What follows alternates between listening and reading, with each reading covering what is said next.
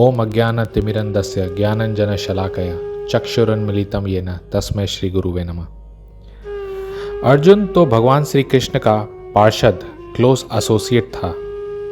उसे पूर्ण ज्ञान था, पर भगवान ने उसे अज्ञानता में डाल दिया कि वो जीवन की समस्याओं, प्रॉब्लम्स ऑफ लाइफ के बारे में प्रश्न कर सके, और उससे जो मानव गीता को पढ़ेंगे तो उनको सब प्रॉब्लम्स का हल मिल जाएगा। भगवत गीता के 5 बेसिक विषय हैं: ईश्वर, जीव, प्रकृति, काल और कर्म।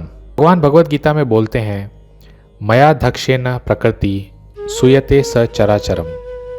प्रकृति मेरे डायरेक्शन, निर्देश के अनुसार काम कर रही है। कुछ लोग कहते हैं भगवान नहीं है, सब नेचर प्रकृति से हो रहा है, पर यहाँ भगवान क्लियरली कह रहे हैं कि प्रकृति मेरे अंडर काम कर रही है। एक बार एक बड़े साइंटिस्ट एल्बर्ट आइंस्टाइन के पास उसका एक दोस्त मिलने गया। ये दोस्त नास्तिक था। तो उस समय आइंस्टाइन ने एक सोलर सिस्टम का एक मॉडल बनाया था। बीच में सूर्य था और चारों ओर प्लैनेट्स घूम रहे थे। तो उसके दोस्त ने पूछा कि ये बहुत अच्छा लग रहा है, किसने बनाया? तो आइंस्टाइन ने बोला, ये किसी ने नहीं बनाया, ये तो अपने आप यहाँ आ गया। दोस्त ने बोला, मजाक मत कर, इतना बढ़िया यंत्र किसी ने तो बनाया है। दोस्त ने एल्बर्ट आइंस्टाइन का हाथ पकड़ा और बोला, सच बोल, तुमने बनाया है? तो आइंस्टाइन ने कहा, हाँ मैंने बनाया है। फिर आइंस्टाइन ने कहा, ये छोटा यंत्र तुम नहीं मानते कि अपने आप आ गया, तो तुम ये कैसे कह सकते हो कि ये सूर्य, चंद्र, सारे प्लैनेट्स सब अपने आप आ गए?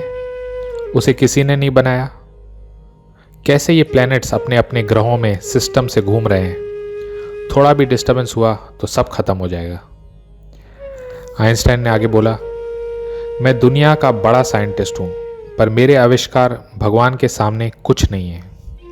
वो तो समुंदर के किनारे रखे छोटे छोटे पत्थरों के समान है। My inventions are like pebbles on the seashore. भगवान अगर मुझे बुद्धि नहीं दे तो मैं क्या कर सकता हूँ? तो दोस्त ने आइंस्टाइन को हाथ जोड़ा और कहा कि हाँ, अब मैं मानता हूँ, भगवान के बिना कुछ नहीं हो सकता। तो ये सही भी है, हम कुछ सैटेलाइट अंतरिक्ष में छोड़ सकते हैं, पर भगवान सूर्य, चंद्र, पृथ्वी जैसे बड़े बड़े ग्रहों को अंतरिक्ष में तैराते हैं। तो हम अपने आप को बहुत छोटा ईश्वर कह सकते हैं, माइन्यूट ईश्वर। भगवान अगर सूर्य हैं तो हम उनकी किरणें। क्वालिटी सेम है पर क्वांटिटी अलग है, वो बहुत बड़े हैं। हर जीव सोचता है कि मैं क्रिएटर हूँ और मैं इंजॉयर हूँ, पर असल में हम न तो क्रिएटर, सृष्टि करता है, और न हम इंजॉयर, भोगता है। हम तो मात्र सहयोगी हैं या कोऑपरेटर है। एक दृष्टांत से समझते हैं। एक बार शरीर के सारे अंगों ने मिलकर मीटिंग की कि ये पेट एंजॉय करता है, अब हम इसको खाना नहीं देंगे, देखते हैं क्या होता है। तो हाथ, पाँव, आँखें, नाक सबने डिसाइड किया कि हम रसगुल्ला एंजॉय करेंगे, पेट को नहीं देंगे। तो पाँव चले रसगुल्ले के पास, नाक ने सूंघा, आँखों ने देखा, हाथों ने पकड़ा और फिर उंगलियों ने उसे निचोड़ा। ऐसे 1 दिन 2 दिन सब ने अलग अलग खाने का मजा लेने की कोशिश की, पर धीरे धीरे हाथ पाँव में ताकत कम होने लगी, आंखें भी कमज़ोर होने लगी। तो उनको बात समझ में आई कि जब तक हम पेट को खाना नहीं देंगे हमको फ़ायदा नहीं होगा। पेट स्ट्रांग होगा तो हम स्ट्रांग होंगे, पेट एंजॉय करेगा तो हम एंजॉय करेंगे। तो हमको मिलकर पेट की सेवा करनी चाहिए। तो भगवान पेट के समान है और हम उंगलियां। अगर हम भगवान की सेवा करेंगे तो हम खुश होंगे। भगवान पेड़ के जड़ के समान है, सबके रूट हैं, और हम फूल पत्तों के समान हैं। अगर हम जड़ में पानी डालेंगे तो फूल, पत्ते, शाखाएं सब तृप्त हो जाएंगी। तस्मिन् तुष्ट जगत तुष्ट। अगर भगवान सेटिस्फाई हुए तो जगत सेटिस्फाई हो जाता है। तो जब हम भगवान के साथ सहयोग करते हैं तो हम भोग एंजॉय करते हैं। By cooperation we enjoy. वैदिक ज्ञान शोध का विषय नहीं है। वेदों को हम रिसर्च से नहीं समझ सकते, मतलब अपनी बुद्धि से नहीं समझ सकते। हमको ये ज्ञान एक आध्यात्मिक गुरु, स्पिरिचुअल मास्टर से समझना चाहिए, और वो गुरु परंपरा में होने चाहिए। इसका ज़्यादा डिटेल हम बाद में डिस्कस करेंगे, लेकिन परंपरा का अर्थ है अगर आप उस गुरु के गुरु ऐसे ऊपर जाएंगे तो भगवान तक पहुंच जाएंगे। मतलब वैदिक ज्ञान सिर्फ भगवान दे सकते हैं, क्योंकि उनमें 4 डिफेक्ट नहीं होते। अगर आप इस भगवद गीता के इंट्रोडक्शन के लास्ट पेज पर आएंगे तो परंपरा का लिस्ट है। ये लिस्ट पे आप आ सकते हैं। तो हम प्रभुपाद जी की गीता पढ़ रहे हैं। प्रभुपाद जी 32 नंबर पे हैं, उनके गुरु 31 नंबर पे हैं, भक्ति सिद्धांत सरस्वती। ऐसे 30, 29, 28, एक नंबर पर कृष्ण खुद हैं। तो जो बोनाफाइड स्पिरिचुअल मास्टर या प्रामाणिक गुरु होते हैं वो परंपरा द्वारा भगवान से कनेक्टेड होते हैं।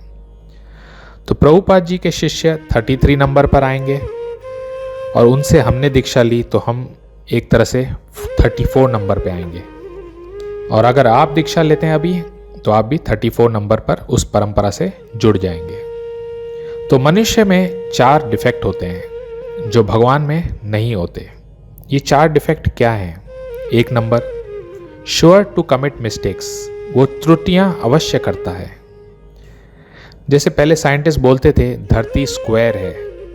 हम जब स्कूल में थे तो हमें सिखाया गया एटम सबसे छोटा पार्टिकल है, पर अब साइंटिस्ट बोलते हैं atoms can be divided into protons, electrons, neutrons. English में कहावत है टू एयर इज ह्यूमन, गलती तो इंसान से होती है। सेकेंड डिफेक्ट इज इनवेरिएबली इल्यूजन्ड, वो अनिवार्य रूप से मोहग्रस्त होता है। अगर हम चीनी खाकर ऑरेंज खाएंगे तो ऑरेंज खट्टा लगेगा, पर नींबू खाकर वही ऑरेंज खाएंगे तो मीठा लगेगा। डेजर्ट में, रेगिस्तान में पानी कभी कभी दिखता है पर होता नहीं है, तो ये इल्यूजन है। तीसरा defect has the tendency to cheat others, उसमें अन्यों को धोखा देने की प्रवृत्ति होती है।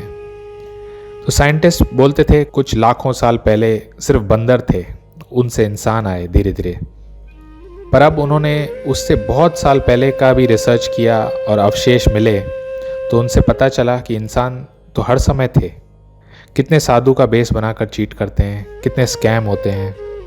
चौथा डिफेक्ट है is limited by imperfect senses, वो अपूर्ण इंद्रियों के कारण सीमित होते हैं। अगर लाइट बंद कर दी जाए तो हम आंखों से क्या देख सकते हैं?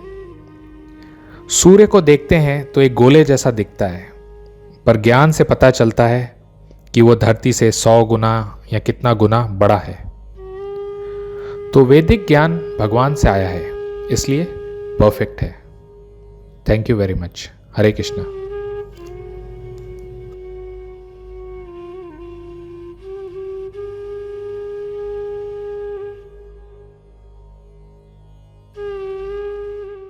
ऐसे ही और भक्तिमय कार्यक्रमों के लिए देखिए हरे कृष्णा टेलीविजन। इसे प्राप्त करने के लिए आप अपने केबल अथवा DTH ऑपरेटर से संपर्क करें तथा और अधिक जानकारी के लिए आज ही डायल करें 8767 845 845।